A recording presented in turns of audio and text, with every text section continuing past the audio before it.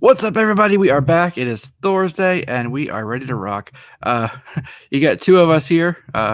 We got Justin running a little late. Edwin should be popping in shortly, and then we'll be fully up to speed here with our Four Norsemen of Thursday. Uh, this is a crazy week. Let me tell you guys, this is a crazy freaking week with trailers. One that we've had. We'll talk about it and some expectations for what's coming this weekend. There's quite a few actually, one day after the other. So this is a good time to be a trailer fan, I guess. I don't know. But we'll definitely talk about that. And kind of tying into all this, we had this week a comic book come out that I personally have been anticipating for quite some time, and that is, of course, Shazam #1 by Jeff Johns. So at the end, we will talk about that book, give our thoughts on it. I don't know if you guys read it or not, but we'll talk about that later on in the show. And that's pretty much it. We got Edwin here, so hello to you, good sir. Nice of you to pop in. Hey, what's up?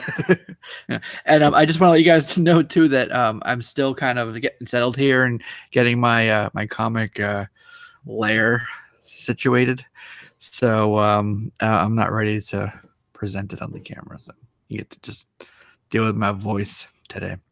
So, but I do want to hear what you guys have been up to for the past week. But before we get into that, I do want to give the shout outs to the folks in the chat because we always like to give those shout outs. As a reminder, we are live only Thursday nights on YouTube. If you want to catch us afterwards, that's great. Leave us a comment, subscribe to all of our channels, but you can also take us on the go. We are a podcast. This is uploaded on Fridays, audio version to iTunes, SoundCloud, Stitcher, Podbean, Google Play, so you can just listen to us.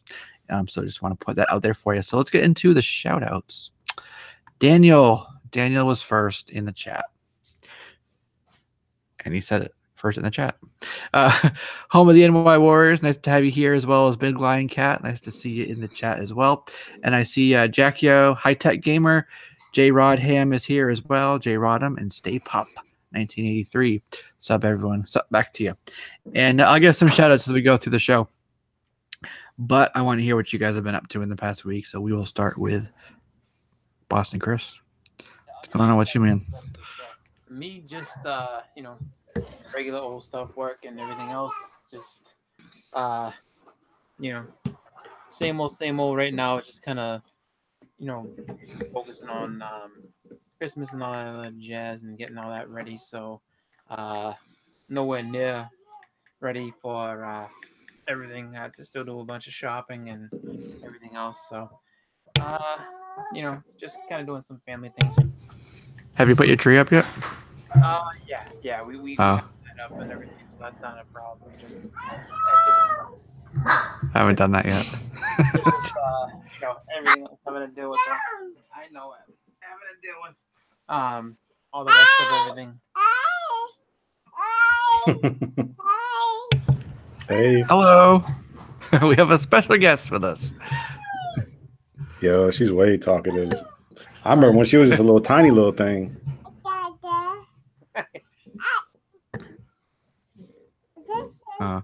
That's baby Boston Comics. Yeah, right.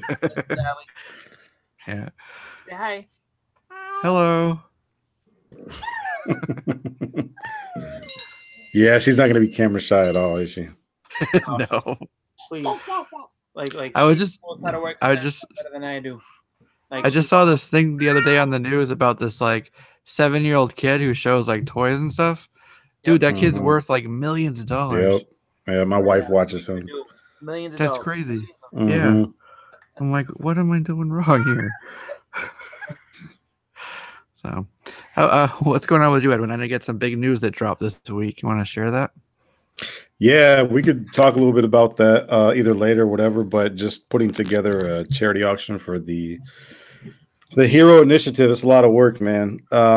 Just trying to get everybody in the community to be on board, and still looking for a couple of donors if anybody else is interested. Just trying to get maybe 5 more donors to contribute a book, a slab, a sketch, just anything that could be donated to be auctioned off over at the Great Legend Show not this Saturday and Sunday, but next week, Saturday and Sunday. It'll be a 2-day auction where everything will be starting at 99 cents, and 100% of the proceeds will be going toward the Hero Initiative. That's amazing. That's such a great charity, that really helps out creators and, people in need, whether I was watching New York Warriors, and she was talking about perfect example. They were helping out Michael Turner, towards the end. Yeah. He was, losing work and losing time and, fighting this battle with cancer, and they were there to help him out. And they couldn't have done that without donations and, money from fans and, contributions from conventions and stuff. So it's really, really important. It's a way to give back to these people that have given us something, all these years. So. Yeah, I didn't even think about that, being a part of Turner. I mean, I could just only imagine what it would be like being a part of all that. I mean, Turner, I think he would have been like a superstar had he continued to live on. And I feel like he was just kind of breaking the ice there right when he was, sick and everything. Right. If Turner had come, let's put it this way. If Turner was still around, I feel like, guys like Jay Scott and everything, well, they still were contemporaries of him, would be kind of, still taking a back seat to, because he, not to say that he was the first and only, but for that style that and it's like Jay Scott and Jamie Tyndall and a few others that kind of emulate that. Like, oh man, if he was still around, he'd be able to show everybody how to do it. And it's definitely, his is a sad story just because he was really not that old. I mean, he had plenty left to give. And, it's just sad to lose somebody that young, when it's just like, and he really was just coming into his own. And, you have to wonder how many other characters, and, because he was on his way to making his own, Aspen was kind of fledgling and getting more and more popular at the time. So, Right. And if you think about it, his career, he came in like the late 90s, passed away in 08. So his career was only... the main part of it, anyhow, about 10 years, just a decade. Yeah. That's not that long, when other creators are, spanning 10, 20, 30 years, I got to be honest, though, had he stuck around, I think he'd just be a cover artist like Jay Scott. He could, but I think that he may have actually even gone kind of like the McFarlane route, where it's just like he's not necessarily even making comics anymore. He's just kind of like just managing his own company and his own stuff. Because whether he had that entrepreneurial spirit or not, he definitely had like everybody's attention at that time. So it's just like he easily could have went ahead and just built Aspen into something that was something where he could branch out and do other things. I bet you too. He also would have been approached for movie deals like that. Yeah. Oh yeah. We probably have a Fathom movie in the works or something. I was just gonna say that. Yeah, we would have had that Fathom movie I've always wanted. I think it's still going to be done, though. Yeah, it's been talked about for a long, long time. Yeah. So, speaking of movies, let's jump into some stuff here. Yeah. This is a big week.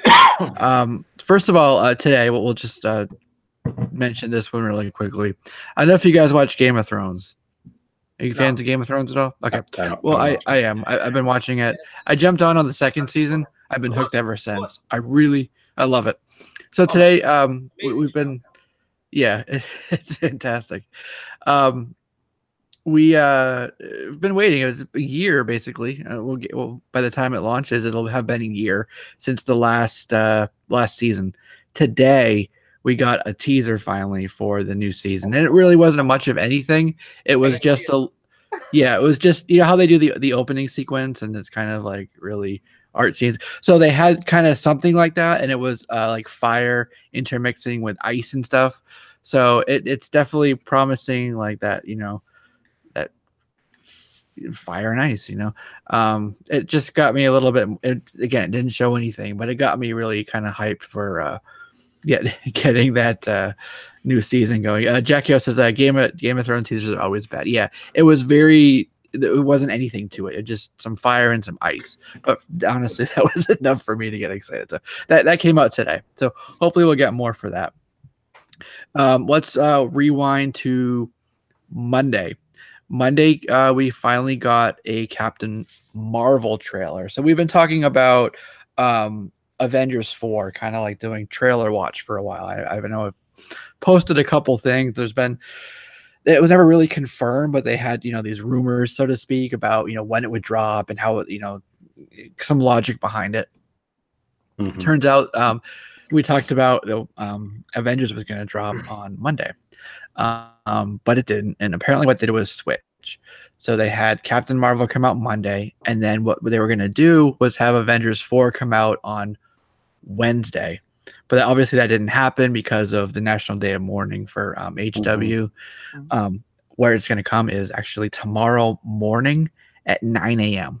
Good Morning America will be posting it. I'm sure it'll be on the GMA site as well as Marvel Entertainment here on YouTube within like seconds of it being aired on TV, or you can watch it on the TV. But 9 a.m. Eastern Standard Time, GMA. Anyways, what I want to talk about was the Captain Marvel trailer. I'm sure you guys saw it. I watched it during the game, actually. I had the game on, and it came on during the halftime. What did you guys think of the trailer? What were your initial reactions? What where are you at now with that movie? No, I'm excited for it. I was just like, wow. Like, I mean, it expanded on a lot of stuff. I think for me, watching it and, seeing what they expanded on and what they're going with, I was like really just trying to see how many Easter eggs I could pick out, just because I think that's what's gonna really I think that's what's gonna break this movie open and really make it just fun to see. Is just like all the where they're going with this universe, going back to a younger Nick Fury. And I think the other cool thing about it is that, like, I love how Nick Fury seems like he's a little bit skeptical about everything. Like, when you see him in the Avengers movies, I mean, it just seems like he's seen and done everything. Yeah, he's seen some shit. Yeah, but at this point, it's like, oh, so this is what, like, it's funny seeing him being kind of skeptic and like just taking a step back and like not really knowing, what's like really just kind of having everything be a shock to him at this point in time. So, it was cool. Like it was cool. I'm excited for it. I'm looking forward to seeing what they do with the Skrulls, and just to see how, that's all incorporated. What's going on, and then where where the movie takes you and what type of direction is going to lead into the for Avengers and everything else going forward. So definitely looking forward to it. Like, I'm excited for it. Cool. How about you, Edwin? Yeah, I saw it. The second trailer definitely was better than the first, in my opinion. I'm not sold on Brie Larson, but the animation with her, mohawk and everything, and her powers and stuff flying around, that looked pretty cool. I think that Marvel was smart by letting the Captain Marvel trailer come out first, because I read a lot. I read a lot of the comments in that trailer, and everybody was just like, bring on the Avengers 4 trailer. So I think that if the Avengers 4 trailer would have came out prior, it definitely would have overshadowed Captain Marvel. And I think that Captain Marvel is going to be like, I think it's going to bring in money, but I think it's going to kind of bring in like Ant-Man numbers. That's just my guess. No way. I don't think it's going to be like, it could be Wonder Woman. I don't think it'll crack $1 billion. No way. Here's what I think. I think they flipped it partially for what you said, for the don't want to overshadow it, but I have a feeling that Captain Marvel, however brief it might be, is going to appear in the Avengers 4 trailer. And that's going to tie those movies together. Everybody's super stoked about Avengers 4. If they're smart, they'll want to tie these two movies together and kind of make it be like, well, you got to see this, because it leads into that. So it's important. And those people that might have skipped it may be like, well, now because it ties, maybe I should go check it out. You know what I mean? So that's going to be a bridge between, that's going to be your bridge between those two movies, and that's going to be a movie that hypes you to want to go see, because you're going to see, they're probably not going to show how powerful, 100% how powerful she is, but you're going to see her, all powered up, and it's just like, okay, just remember, she's taking on things, like she's going to end up standing toe-to-toe with Thanos at some point, so they're going to make her, like, they're going to make you excited to go see Avengers 4, so even though it might not, it crack $1 billion or whatever, it's still going to make good money, because they're gonna like, basically it's their, I don't know if I would say commercial, but it's just like it's just their way of getting you to think, okay, so remember her, she's gonna be in this movie, and remember this thing, this cliffhanger that's gonna like tie into this. So like this is all gonna come together, and Mhm. you're gonna see Mm-hmm. Avengers because of this movie. So I think that it's really I think it'll do pretty well. I don't think it's gonna do like Ant-Man. Nah. Yeah. I think it'll do pretty well. Like Venom surprised everybody. Yeah. You know what I mean? So these movies that I don't know, it's hard to say. It's really hard. Like It is. it used to be pretty good about being able to kind of gauge. We always talk about box office numbers and early tracking and stuff. That's just a crapshoot now. Like I don't. Yeah. People making these guesses in these ranges, like it's Well- kind of like with the election. They can be so freaking far off. They just or Yeah. like the weather. It's like a job where you can be wrong half the time and everyone's okay with it. I watched Beyond the trailer. What I forget her name. But she says that the first trailer was like the 14th most watched. So it wasn't like really, really up there, but it was like the 14th most watched trailer so far this year. Well, I think Okay. I think that's just because people people don't want to be teased so much. They just want to be able to say, okay, like I know that this is like it's almost like the opening act of a show or something like that. It's like, all right, you got this, but you're really Mhm. there, like you're really there to see this band, but you have to sit through this one first. So people are like, all right, this is cool. Like, yeah, I'm looking forward to it, but it's all about Avengers 4 is really what it comes down to. Mhm. Yeah. I have a feeling her power is, and I've said this before, but I have a feeling her power is derived from the quantum realm that we've seen in Ant-Man and stuff. It looks very similar. It would make sense and give her that like unlimited source of power. And it would also be a way with the quantum realm to kind of like pull Thanos to maybe another dimension or something like that. Where, because we all know how the gauntlet Yep. and the ring, the gems, they're only good in this universe, right? If you can take them to another universe, they're no good. There's a whole other set of gems. So maybe that's the way for her to kind of like even the playing field a little bit. And then I don't know, just something I was doing in my head. But I have a feeling that the quantum realm is going to play a very important part in this movie. Yeah. So, and then like, yeah, I really like the end too, where she went into like Super Saiyan. Yeah. That was Super pretty Saiyan. awesome. Yeah. That was freaking cool. You know what's funny? It's like I feel like that they're hinting so much towards binary, or at least something close to that. Yeah. Which I kind of, I mean, I would love to see it, but I think it's too early to show that. I think you need to wait a little bit. I think it would be better if they kind of did it in the way of like the comics, where it's just like this is how she became something else, something different. Like she's not Ms. Marvel anymore. She's actually turned into something a little different. Just because I mean to give Captain Marvel and Carol all those powers, and then all of a sudden it's like binary too, which is like that might be a little bit overkill. I mean, you gotta say something to make her really stand out, and to make her outside of just the fact that she's brand new. Like give her something to keep her going once she's established, because that's what they need to do. Right. She's gonna run into like a Superman situation where Yep. the only way to really like challenge her is to like depower her. You know what I mean? Exactly. Otherwise, she can just like punch her way through anything. So Jackie asked an interesting question. He said, "How are the Skrulls?" Whoops, it scrolled away. How are the Skrulls not part of the Fantastic Four properties? So that's an interesting question, and the answer to that is not so simple. The Skrulls are an alien race. The way that the partnership is with Marvel and Fox, it's actually a shared partnership. So they can both use Skrulls, but there are very specific Skrulls. You have the Super Skrull, you have all these different ones. Certain studios can use certain ones. So that's the differentiator there. So Fox, who right now, until the deal goes through, owns Fantastic Four, can use Skrulls as well as Marvel. Yeah. So it's a little bit confusing, but is Fox's I guess license or whatever however you want to look at it, is their property like the actual name Skrulls, like Super Skrull and ones like the ones that are actually so all the standout Skrulls will end up being Fox properties for the time being, and then the ones that we're seeing are kind of like foot soldiers, I guess you could say. Right, exactly. And Jason says, so wait, Disney didn't buy Fox. They did buy Fox. They agreed to the deal last summer, I think it was. Mhm. But from then to the point where they're fully merged and they can actually use these, they have to go through regulators here in the United States, as well as a lot of international regulators at different markets, as China and Brazil and Europe. They have to all be approved for it to go through. There's all these like monopoly laws and stuff that have to be approved. That takes a long time. The projection for this to finally come through is probably like midsummer, like June 2019.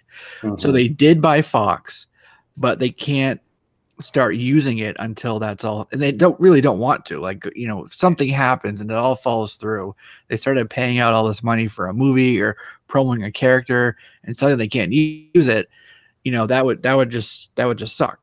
So, and Kevin Feige said this too, I'm not even going to think about Fantastic Four until it's officially done, you know what I mean?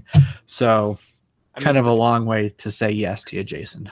So, I mean, you gotta think about, I mean, because he's probably just like, you know, dying to be like, okay, Galactus, Silver Surfer, Fantastic Four, all these different things. I mean, the X-Men, he's probably just like dying to be like, I have so many ideas and stories. And so, I mean, for him, it's just like, you know, to sit there and have to, you know, scale it back and wait. It's killing as much as the fans like, oh my God, I want to see this. So does he. So just like, it's inevitable. I got two words for you: Secret Wars.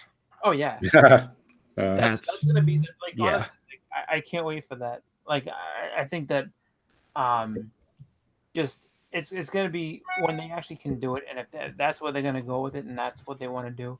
I mean, you look at the scale of, you know, what they've done with, you know, the Avengers and all that stuff, and just, I mean, imagine what Secret Wars is gonna be with that many more characters that they can put in there. And just, you know, I mean, just free license to use all these different heroes, villains, and all the rest of it. It's just like that's gonna, I mean, to just be able to say, all right, we can have Doom and Galactus and, you know, Ultron and Magneto all in the same movie, like that's crazy. That's actually, I mean, that almost leads to a casting problem, which is like, you know, get all these heavy hitters in this movie. How do we even do this? How, I mean, and that's just on the villain. That's just 4 villains. What about all the heroes? Like, how do we? That's a headache you'd like to have, but I mean, it's still kind of just crazy. They tried to do something like that in X-Men Last Stand, where you had so many mutants. They all had like such limited screen time. I think it would kind of fall along the line, something like that. Yeah, it's hard to like develop the characters and still keep it under 3 hours, you know. So, since we're talking about Fox, one thing that I didn't see this week, and I don't think I put it on the list, but there was this big, obviously, week for the trailers, and we'll talk about a couple others in a minute, but it's a huge month for movies, and one of the movies coming out is once upon a Deadpool, or whatever it is, you know, PG-13 Deadpool, I call it. So they did a special screening for this. It's Deadpool 2. They had a bunch of people there, like Ryan Reynolds was there. Who else was there? Rhett Reese, Paul Wernick, and stuff like that. And he gave us some interesting tidbits about Deadpool, you know, projecting out past the merger. Are they going to do Deadpool? What's going on with that? Here's what he said. So he talked about some of the, you know, how at the end of Deadpool 2, they were doing all like, he shot Green Lantern, and he shot his, you know, the Wolverine Origins version of himself, and then it was funny. So there was a bunch of other ones too. There was one where he was peeing on Shatterstar's grave. There was one, you know, Peter, the guy with no powers, he just wanted to join up. And Dopinder was like, "Damn it!" Well, that's not what he said, but so he showed up with a prosthetic arm, like Cable. So he had an arm, and then there was another one where they had an entirely new X-Force team who was auditioning. So couple there. So for Deadpool 3, Ryan Reynolds said, and this is a quote, "There's no shortage of ideas for Deadpool 3. And in fact, Paul Wernick pitched a fresh take in the lobby prior to the Q&A. And then Rhett Reese was talking about X-Force. He said that that's brewing very well, and he's very excited about it. So that tells me that they're still moving ahead with those properties, which is great news for me. I'm happy about that. So I just wanted to mention that briefly. We also found out Resident Evil, they're getting a reboot. They're using the writer Ooh, did you see the horror movie 47 Meters Down? You talking about the one with the Is shark? it that? Yeah, like the shark cages, and they got trapped. Yeah, So the director for that is the one who's doing the reboot. Okay. I mean, So I saw it. I was like, like I remember seeing it, and I was really like confused at certain points, and it just, I mean, there's a whole big old twist at the end there. It's like, whoa! I honestly didn't see that coming. So it just it got really crazy, and I was just like, okay. yeah, I mean, like as you, I mean, it definitely has some scary parts to it, and here and there, just because they play on just being that deep in the water, and then having no light around you, and everything like that, and having shocks surrounding you, and just being in constant danger. But um, I don't know, like to I guess if I'm gonna sit there and remember that movie and then be like, okay, so now Resident Evil, like with that, it just like that's when I have to see some trailers and be like, okay, at least yeah. I have to know what I'm getting into with that, just because I mean everybody loves Resident Evil, but if it's not done right, I mean, unfortunately, it ends up being kind of a subpar movie. So it's just I don't know. I mean, okay, Yeah. that's the best I would give. I kind of feel like it's like way too soon for a reboot. Like, Yeah, I don't think so know. too. But then again, no, zombies are kind of in, and people don't get tired of zombies. I don't think so. Yeah. But they're relaunching, I think, for I know for PlayStation 4, I think they're relaunching all the old games. So it could just be something where it's just like, okay, well, you have a relaunch of the old game, so let's reboot the movies, and then see if some of these, if we can convert some new fans into watching the movies and having the games and everything. You know what I mean? Potentially Right. take the franchise in a different direction. I don't know. Well, maybe it'll be more true to the actual storyline in the games. The movie's really deviated. Mm-hmm. Yeah. So we'll see. I'm not entirely sold on it either. Just to. Okay. That's where I was going with it. I was just kind of like, yeah. The best answer I can give is okay. Yeah, exactly. Yeah, But we'll definitely track it, and see. So this month, actually, on the 15th, I'll be seeing this movie. It's Aquaman, obviously. It's tracking really well. It's getting really good social media interactions that they're tracking. Warner Brothers is very, very confident in this movie. This movie we talked about last week, and plenty of times. This movie has to be the one that does really well for them, right? It just, for them to turn around their perception and or whatever their image that we have of them, and the quality of their movies, and to change that narrative around, Aquaman has to do well. Well, really I know they're confident because they're doing it against Bumblebee. Yep. You got to be confident to do something like that. Yeah, they're doing the screenings really early too. Like I said, I'm seeing it on the 15th. But this is how we know how confident they are. They're already talking about Aquaman 2. Wow. Yeah. I mean, it's. I'll be honest. I mean, the very first trailer was not that astounding, but the last one that they came out with, the last two actually have been really good, and it's just like, with them expanding and just showing, I guess the scope of like the underwater kingdoms and everything like that. Mm-hmm. It makes it exciting because it's okay. Like I mean, it's completely uncharted and just brand new. So I mean, they get this is one arena that DC kind of gets to set the bar in, as far as doing an underwater movie and everything like that, and all these different heroes. Sorry, underwater movie that focuses just on that type of setting and everything. So yeah, you can feel the buzz. I mean, you can feel it. One time where I'm just like, this is the first time in a while too, just because I felt like with Wonder Woman they needed a hit or else they were in trouble. Yeah. This one, I feel like they have confidence in this, and really like I haven't really been excited to see a DC movie in a while, so it's just like what, like this actually looks pretty good, and I wouldn't have thought that I would have been like, yeah, like I'm excited to see Aquaman out of everything that's come out. Like, if you had told me back when Suicide Squad was coming out that the movie that I would be most excited for is going to be Aquaman, I'd be like, there's no way. Like yeah, who would have thought Aquaman would be the one to save the DC extended Yeah. universe. Of all Well, the that's what I was gonna- characters. Well, if you look over the past 3 films, it hasn't been Batman or Superman. It's been Suicide Squad, Wonder Woman, and probably Aquaman will be it won't flop. I don't think it'll flop. No. So I mean that's a good sign. I mean, so I think it gives Warner Brothers something to think about, that they don't always need to invest all their chips into just Batman and Superman. Well, I mean, Right. they should have known that though. It's just like, I mean, just from looking at the amount of characters that they have at Yeah. their disposal, they should know that with no second thought. Say, look, we can make. Well, they know that, but they don't know if the public is going to know that. Oh, Because like I think Shazam is going to be a hit too. Yeah. And it just has to be good. Like it doesn't have to be like a $1 billion movie, but if Exactly. Aquaman is really good like we think it is, Shazam just has to be good. And then that narrative, starts to change around. exactly. Right. And then you have the Joker coming out, which Yeah. I think is going to be another phenomenal movie. That's going to I be like forgot about that. gritty, real, kind of like in the streets movie that I just have a really strong feeling that movie is just going to be exceptional movie. Yeah. And then you got Joaquin Phoenix. I mean, he's a really phenomenal actor too. So Yeah, I mean, all you really have to do, and this is what I've been saying it for a long time, is just focus on making good movies.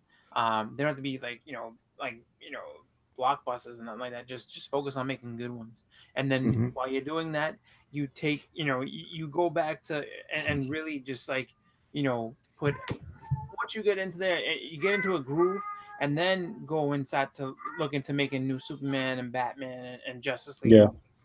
And because what you do is at that point, you've solidify yourself a good base, and it's just like, okay, look, we're gonna throw everything we have at these movies here, because like, I mean, these are gonna be the ones that make people want to be like, okay, I'm watching these, but these are gonna be the ones that are gonna hopefully get competition going. Because that's all they really need is just competition. They can't sit there and say we're gonna take everything from Marvel and people are gonna watch our movies instead of them.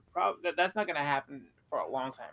But at least if someone's like, you know what, this is something where it's just like I'm watching both, and I'm gonna spend my money on both movies that are coming out this June, because I'm looking forward to what DC's doing and what Marvel's doing. That's the best way to be, man. Yeah. I mean, that's the best way for us as fans. But I mean, as far as like, I think DC's problem, or Warner Brothers' problem, has just been from the get go. They've always just tried to be like too aggressive. Like, oh, we're gonna do exactly what they do, but we'll do it better. It's just like, yeah, but they've fine tuned that over a while. Like they know what they're doing. You really don't.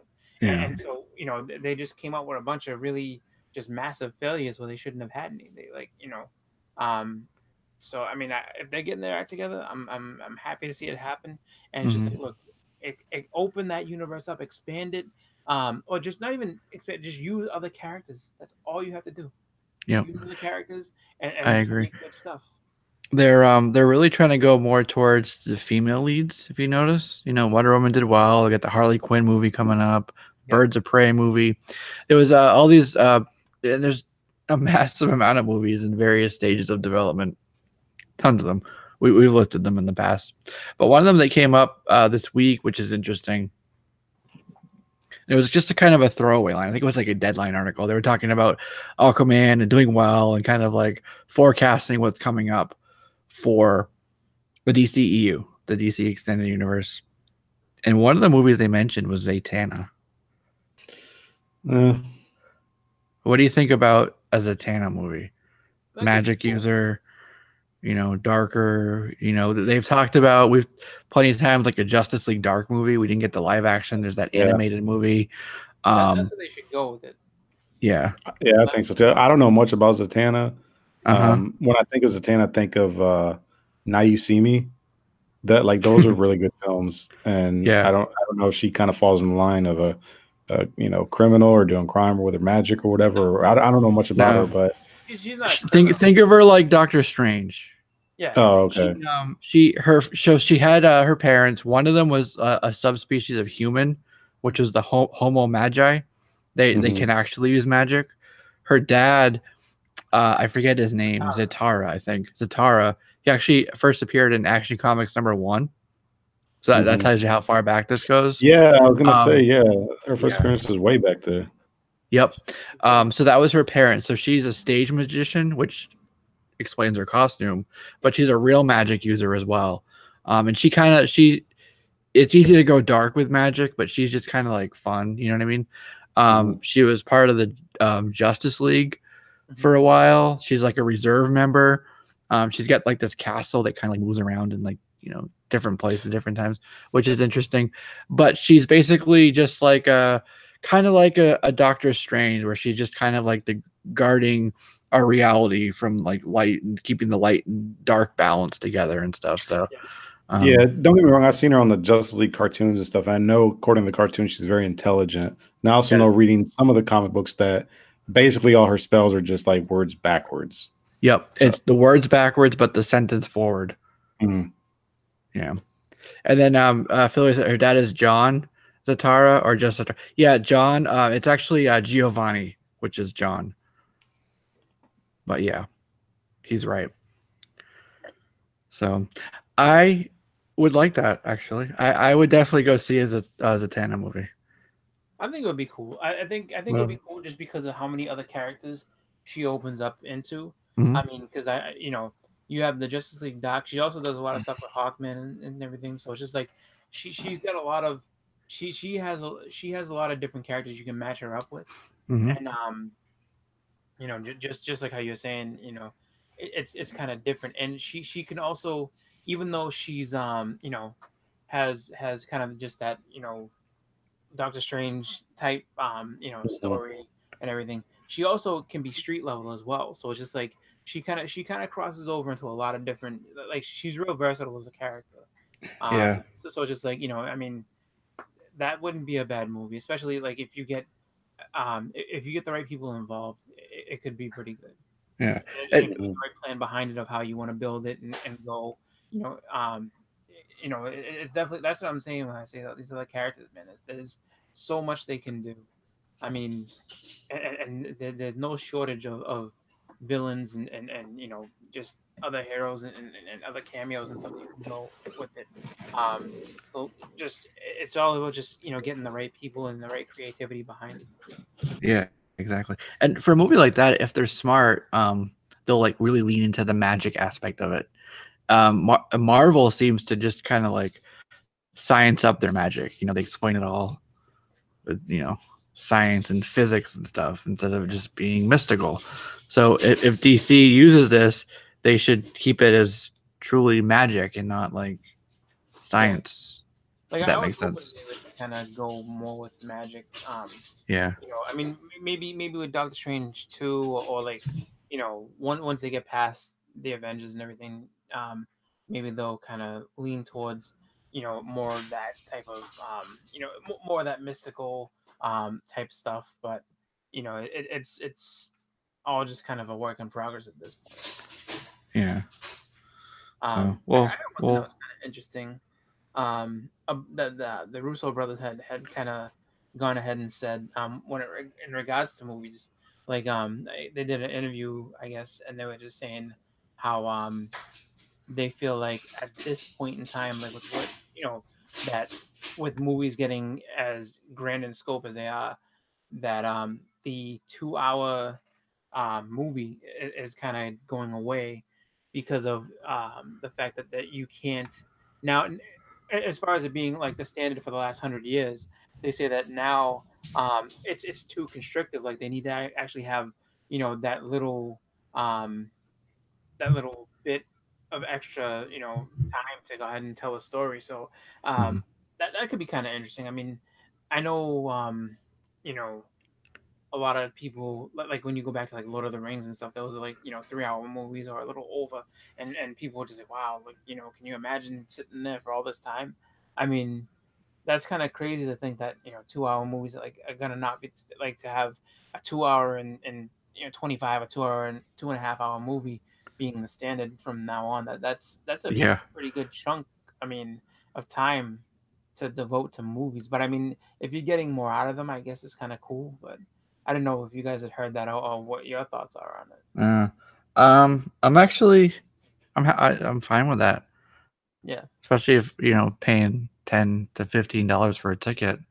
oh, my money's worth, man. So That's what I'm thinking too. 'Cause it's like, if they know now, or if that's how movies gonna go, I mean, could you imagine?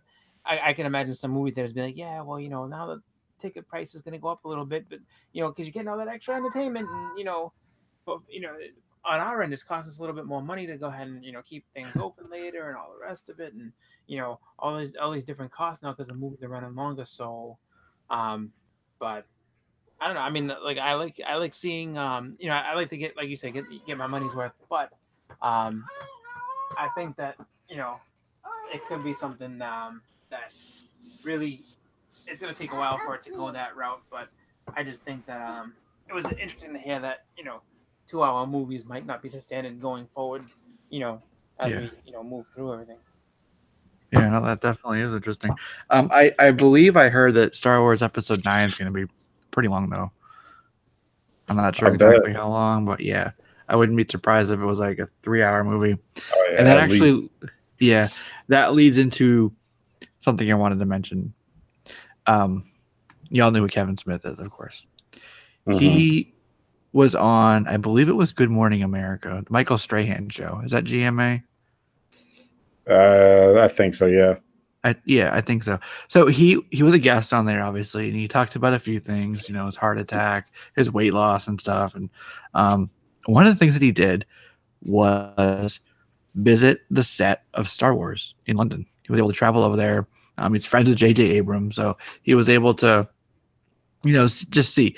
Obviously, there's a lot of like NDAs. You can't really say anything, or the mouse will come after you with his knife. So he really couldn't say much, but he did say a couple really interesting things. So I'm going to read these to you. He said, I wept on set because I saw somebody give a career best performance. Somebody I've seen in these movies before. Yeah, he cried. I'm thinking it might be Lando. Yeah, exactly.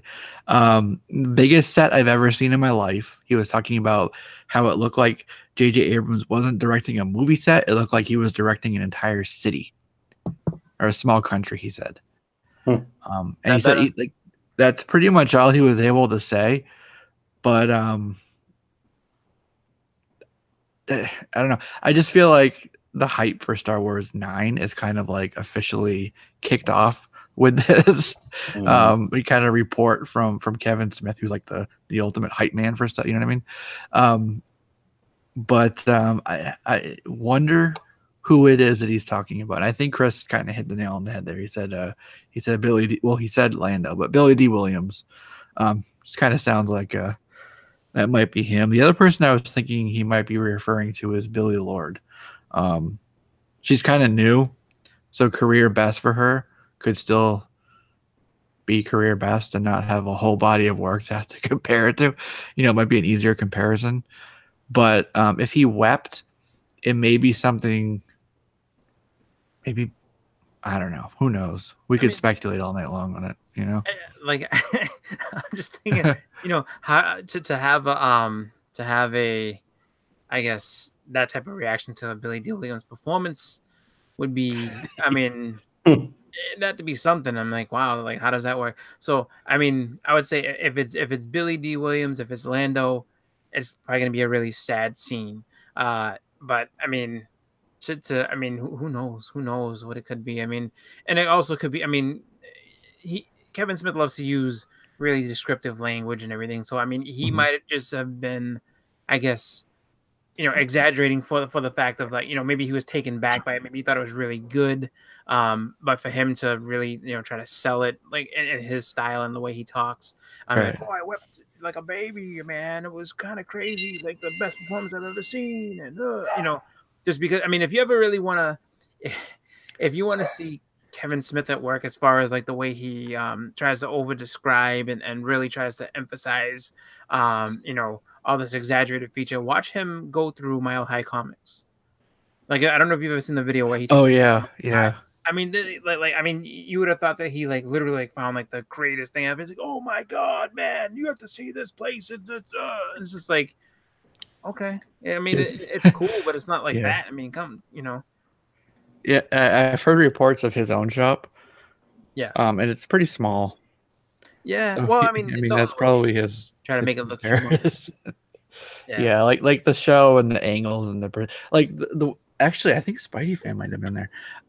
They actually, if you watch the first season, the first couple episodes, that's where the actual checkout counter is at their store. It's not like back into like halfway through the store like it looks like, you know. So it's interesting. So with all this Star Wars stuff, we was talk about it maybe like I don't know a few weeks back. Somebody had there was a quick report. There might be something Star Wars related coming up very soon. You guys should be really excited. And we're like, no way. Star Wars trailer is going to be during Celebration. I think it's April in Chicago in 2019. But now there's more talk about how we might have a teaser before the end of the year. So that's very interesting. Like I don't know how much trailer or something. It might be something, yeah, like a Maybe they little just show the sizzle title. reel. Yeah, yeah, exactly. They might show the title. We could talk later on about title speculation on that one. We always talk about like Avengers 4. What will that be called? You know, a lot of people think it might be just speculation. Okay, that's fine.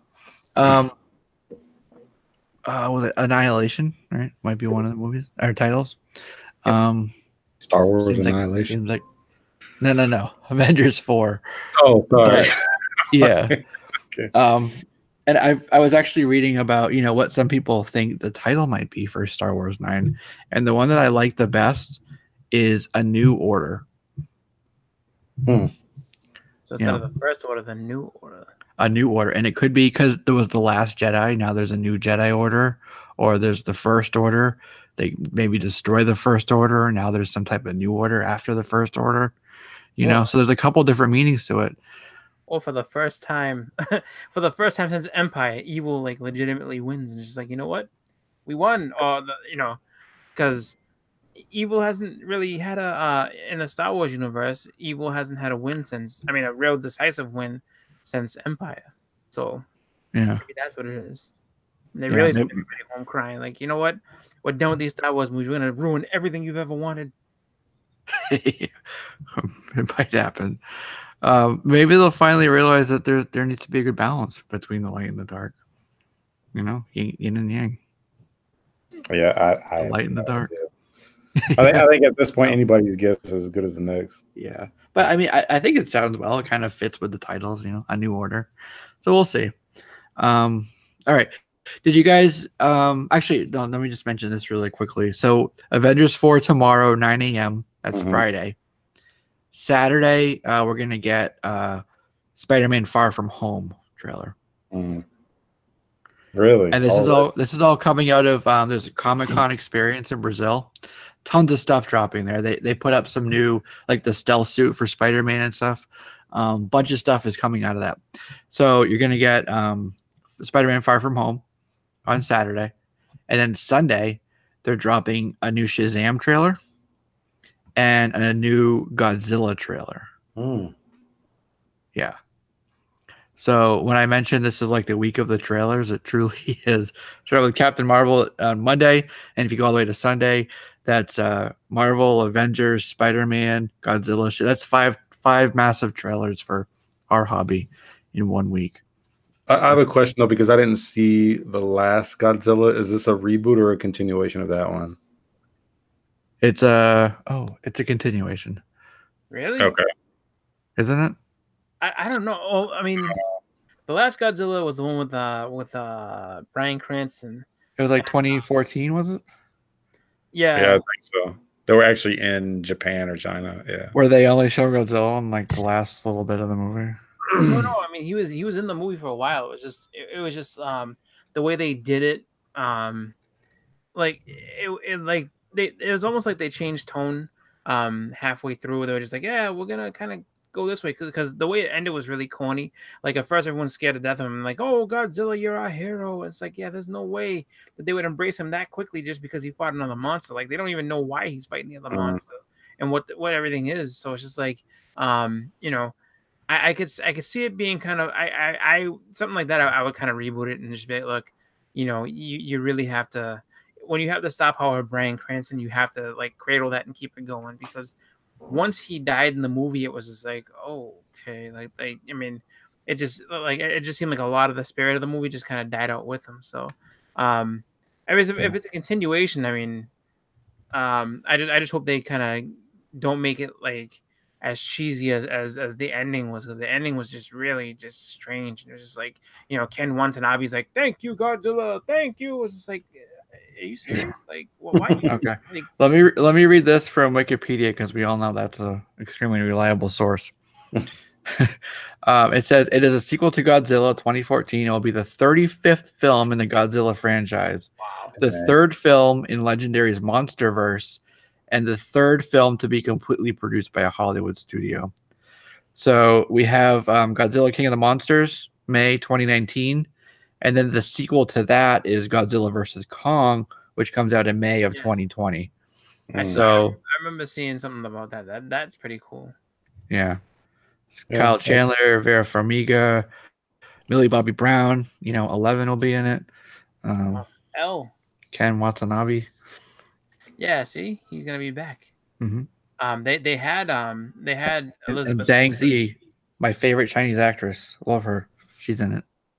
They in the first one, it was like I don't remember Quicksilver's real name, but it was him and Elizabeth Olsen were in the movie. They were like, they were together in the movie. So it's just like, they both survive. So I don't know if they're also listed in, probably not, but I mean, it's just one of those things where it's just like, so I guess those characters are gonna move on with their lives, and then but Ken Watanabe is still there, warning everybody about Godzilla and the dangers of, the monsters that he fights and all the rest, I guess.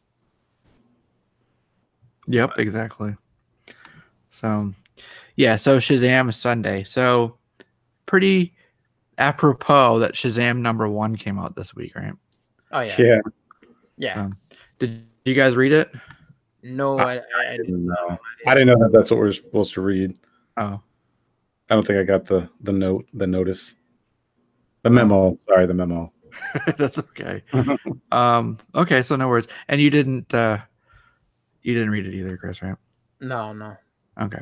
So I did. I went to my new pull list shop, my new LCS, which is Phil's comic shop. First, so I signed up last week. I think I told you guys. But I had to, pull books off the wall, because obviously they wouldn't have had books for me. So this is my first week of actually getting a pull list from him, from Brian B. You see him in the chat sometimes. And this was one that I put on my list as soon as I signed up. I'm like, yep, I want Shazam. I've actually been waiting for a Shazam book since really since Rebirth started. I'm like, where the fuck is the Shazam book? And then long delay, and heard Jeff Johns will be doing it. Okay, that got me interested. So I picked it up. It's a $4.99 book, just so you know, but it does have a backup story in it. I will say, well, I'll just keep it brief. I really liked it. I enjoyed it. Totally worth the $4.99 for me. Jeff Johns definitely has the voice of Shazam, the fun like Billy Batson, and he's a superhero kind of. He's got it down, and there's some really funny lines in it. They keep trying to say Captain Marvel, and he gets cut off, things like that. I definitely recommend it if you like Shazam at all. If you like anything in the past that you read of Shazam, I think that you'll enjoy this quite a bit as well. And even at the $4.99 price point, which I'm like, DC, what are you doing? I think it's worth it. How many pages was that? Wasn't that 80 pages? It was 8. So there's the main story, which kind of like, they go to with the wizard, and with in the train station and stuff, where they have like the what do you call it? I forget the name of it. It's like the castle, basically. So they go and explore that, and he's learning. So they have the whole family, the Lightning League, is it called? But you got like Mary Marvel and everybody else there, whole family, and he basically realizes that how important that family is. going through his trials and tribulations, and they go to like a museum and stuff. Something happens, and so it's cool. You get to see Mary Marvel and everybody else. Okay, yeah. I mean, I almost picked it up. Yeah, but then there's the backup story is about Mary Marvel, and that's kind of like I don't really remember what happened with that, to be honest with you. I think it just mainly the lead story in the beginning. So. How was the art in that book? Yeah. It was typical house style. It wasn't like super wow. But it was good. It was good. There was a very distinctively different art style in the backup story. It was much more like a digital anime sort of style. Mm-hmm. And then the main story was like DC house style, so to speak. So, yeah. Okay. Yeah, I have to read online then. Yep, I say go out and get it. I like that. Now, this is an ongoing or limited? No, it's ongoing. Yeah, because I mean, that's one thing I can't say. Like they made a big deal about it. Like they wanted they were really looking to get that out there, just because I mean, they were saying. I mean, a lot of people, from what I've seen, of people just talking about it and everything with the shops and everything like that. Like everyone's like, oh, like this is his first title. Because even in the New 52, he was just only a side character. He wasn't actually a main character. He hasn't had a title in a long time. So like, I mean, everybody was like pretty excited to see Shazam back in his own title. So I mean, whether they, we'll see the strength of it as they go forward. I mean, I'm gonna assume that they're gonna, have a strong. I mean, with John's on there again. They're gonna have a strong story, especially to take them, into the movie and past. Just to kind of keep that buzz generating and potentially make him, one of the more standout characters that is, coming out on a monthly basis. So, like I didn't pick it up just because I just had a bunch of other books that I was picking up this month, so I was just like, you know what, I'll just kind of relax and get this a little later on. But like from all the excitement, I think it's probably worth checking out. Yeah, I think you said $4.99. That's not too bad, but unlike you, man, I think I picked up eight or 10 books this week, and I was just kind of at my limit at that point because. I was just at my limit at that point. A lot of number ones this week. Yeah. Rich had what, 2 or 3 number ones come out? Yeah. There's a few. I got I got one of them. It was what the hell was it called? I forget what it's called now. It's like a single where like I know it because the guy's on it with a Uzi. I haven't read it yet. But it looked cool. It's a the reason I picked it up is just because it's a Mark Miller book, and I was just like, love his work, and I just like I like the way he tells stories. So of course I was gonna pick that up. But they already are talking about it being on Netflix or whatever, or being part of that Netflix Millerverse. Stuff. So it's just it's kind of funny that to have a book come out that prior, number one comes out and they're already saying like, this is gonna end up being on Netflix already. So it's just like I don't think it's gonna fuel any speculation or anything like that. Prodigy, thank you. I was gonna say that like I knew the name of it. Now I just it looks really cool though, and like I said, for everything that I've read from Mark Miller, it's all been just gold. Like his stuff is just always good. Like his writing is really fun, and there's you really can't go wrong with his stuff. So I would recommend that to anybody, regardless if it's number one or not. Just like it's gonna be a good story and a fun ride. So I recommend Prodigy to anybody who's looking for something, just really well written and just wants to have fun with the story. So. How many titles is he writing now? Mark Miller, I don't think too many. He usually just does like one series at a time. Oh, okay.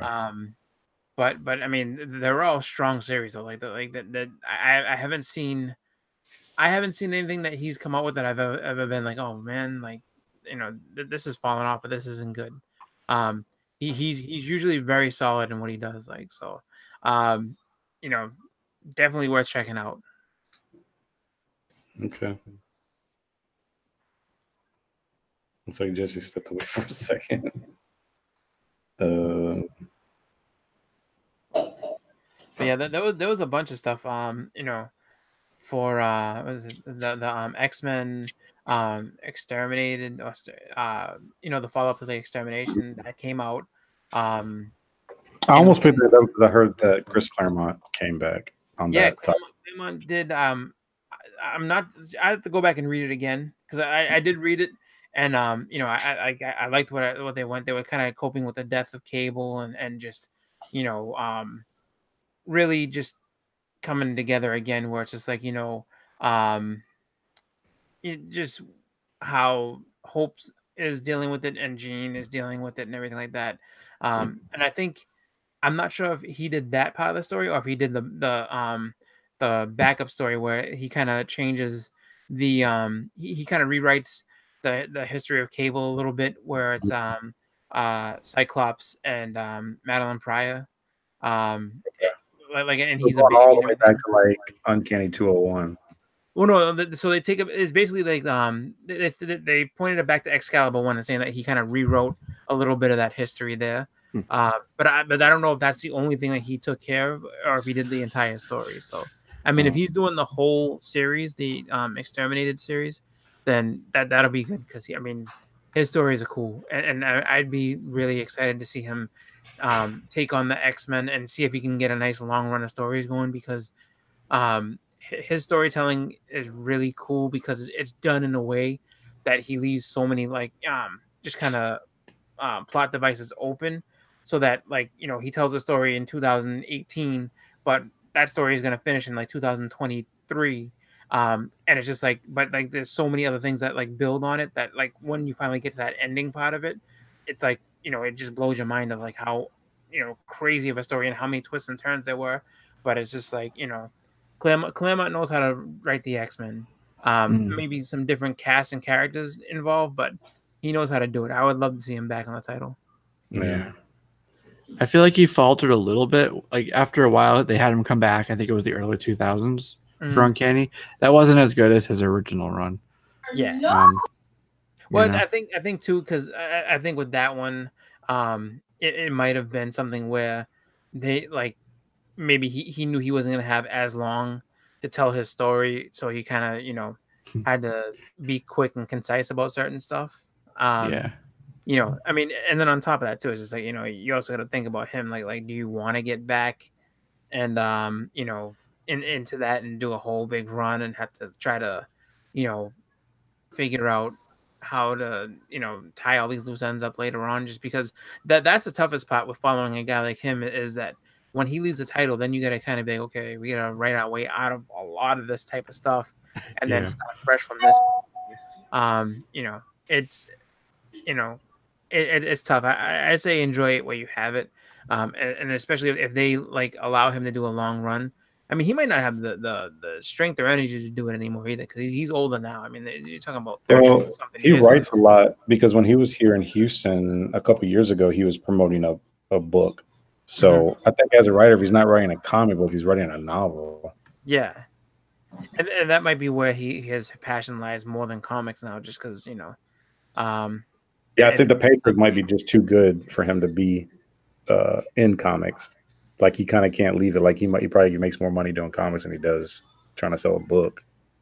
Maybe I think with a book too, there's a lot more with like novels. There's a lot more self promotion where it's just like, yeah, I can go ahead. I mean, the self promotion's already there. We got Claremont back. All right, there you go. Claremont's on this book. It's gonna sell. Interesting. But Flash is making fun of it because I said it just blows your mind. It does. Those are great stories. Yeah. Claremont, like he was in his zone when he was doing when he was in that run with the X-Men. He was in his zone. He was doing some really good stuff. Yeah, I agree. I just read something interesting. What do you think of Star Wars Son of Darkness Son of as a Darkness. title? Yeah. For has episode a 9, Or kid? Son of Darkness. Son of Who has a kid? Darkness. Ray and what's his name? Kylo. Kylo and Ray have a kid. Maybe. Well, I was gonna say, is that the I guess working title or rumored something It's rumored for episode another 9? speculative title. Son of Darkness. I Yeah. mean, where do you go with that? That I mean, doesn't end the franchise on a good note. Yeah, episode 9 has to like tie everything up. You know, that's the last of the Skywalker saga, so that has to like wrap everything up. And I don't know. I keep going back to A New Order. I think it sounds good, and then it kind of like, yeah, it works for me. That one. But this Son of Darkness, there somebody's saying that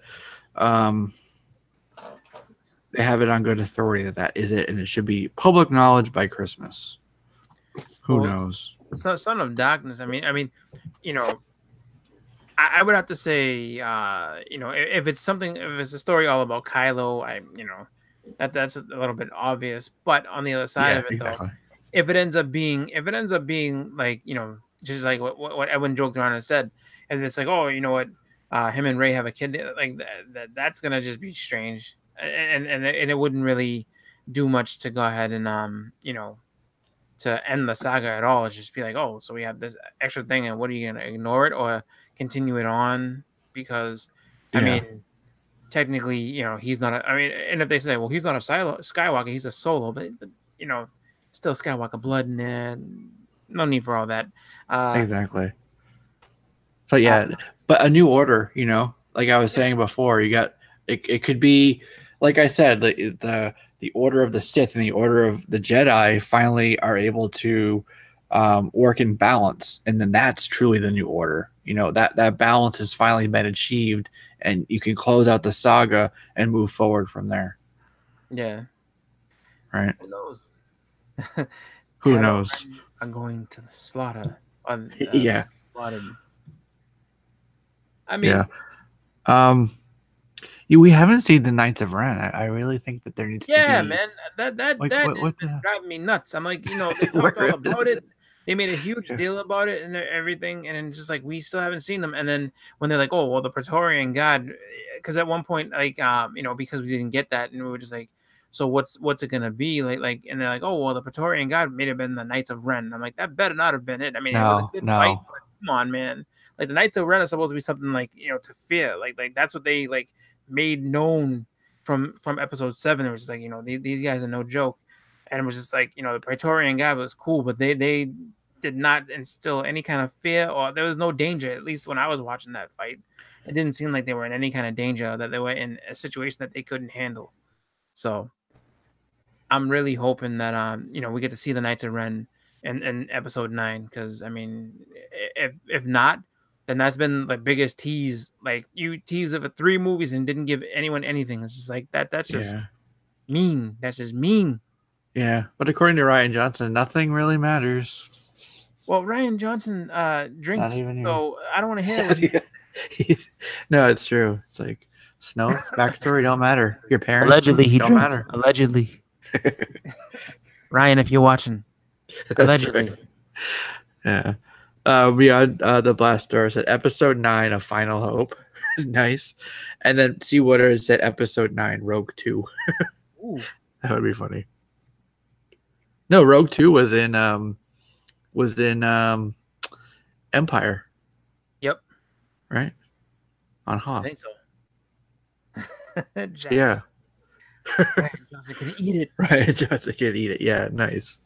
So, okay, cool. So, what do you guys have? We talked about the trailers coming up this weekend. What do you guys have coming up this weekend or into next week? Anything you want to tease or, promote? Just my haul. That's about it. Your what? Comic Hall, new Comic Hall, and maybe showing off some back issues here and there. Pretty much the Knights of Ren and Stimpy. Okay. That'd actually be worth seeing, though. That's a good one. No, just showing off some books when I get a chance to. That's pretty much it. Nothing too spectacular coming up. Nothing too crazy coming up on my channel. Hopefully, you know, I am trying to see if I can get a hold of one of my top 10 books before the year's out, because I haven't done as well as I hoped, but you know, that's why there's always top 10s for next year and the year after that. So, but hoping to get one of those going, you know, within, you know, before the year's out. So we'll see what happens. Yeah, okay. I don't. I got a video coming Sunday, and then I'm gonna be dropping about 4 videos next week, getting ready for the charity auction. But it's funny you mentioned that, Chris, because I just saw ETA Nick drop the. I think it was ETA Nick dropped the top 10. Somebody dropped the top 10 comics in 2018, and yeah, we're getting around to the end of the year, so I'll probably have to do something like that, because I picked up a lot of books like at the very beginning of the year, and I thank God that I did, because one of them was a Hulk 181 before that thing just got so far to reach. But that's about it for me. Yeah, stuff and things. I should have a video up tomorrow. I'm gonna try for a live Friday afternoon comics. So if it's around lunch or so, swing on by, everybody. We'll be talking about some comics. Sounds good. Comics. Yeah. So wait, did I miss it? Did y'all already talk about Shazam? We talked about Shazam. Did you like it, Chris? I didn't read it. Oh, okay. But was all about it. He said it was great. Okay. Am I the only one there? Okay. I think last time I was the only one who didn't read the book, so. Good job. Well, yeah, I was right with the world. Read it? Yeah. Yeah, see, I knew Justin would read it because he's, you know, he's like a Shazam kind of guy. I've never really been a big Shazam fan. He's more of a Kazam guy. Hey, yeah, Shaq Fu. The Shaq. I don't know. I thought it was a decent first issue. Like I said, I don't have a huge history with the character or anything like that, so I was just kind of taking it for what it was, you know. Yeah, I know the history, but like I'm not like entrenched as like the great legend is a great lover of this title. I haven't had that pleasure yet, but I'll definitely be picking up the second issue and see where this goes. Yeah. And it's Jeff Johns, and as we know, he's really good about like interweaving all of the backstory and like making it all relevant. Right. So this, if you want to learn about Shazam, I think this volume, I should say, will be a good jumping on point for you. Mm-hmm. Yeah, I think he was the right person to put on this to build out the character, you know, to build out, to introduce everything that hasn't been around in how long has it been now? 20 years since he had a solo title? Dang, has it been that long? Yeah, for a really long time. So long time. Good for DC. Good for DC. Yeah. So okay, cool. So I got 2 this weekend, so I'll have up reviews for those, and a couple more history videos into next week, and then we'll be back here on Thursday for another episode. And I can't wait to talk about all these trailers that are going to drop. It's going to be crazy. Fun. So it'll be a lot of fun. Yeah. I do want to thank everybody in the chat for being here with us live. If you're watching this later, definitely drop us a comment. You know, your thoughts, you know, suggestions on Star Wars title, what you thought of the Captain Marvel trailer. Did you read Shazam? Let us know. And then as a reminder, we are streaming, so you can definitely take us on the go. Listen to us on all forms of you know, Stitcher, SoundCloud, Podbean, Google Play, all those. So they're all there for you. And that'll do it. This is COMICONversation, and this has been what do I call us now? The 4 Norsemen of Thursday. Hey. And we'll see you next week. Thanks, everybody. Bye, everybody. Have a good one.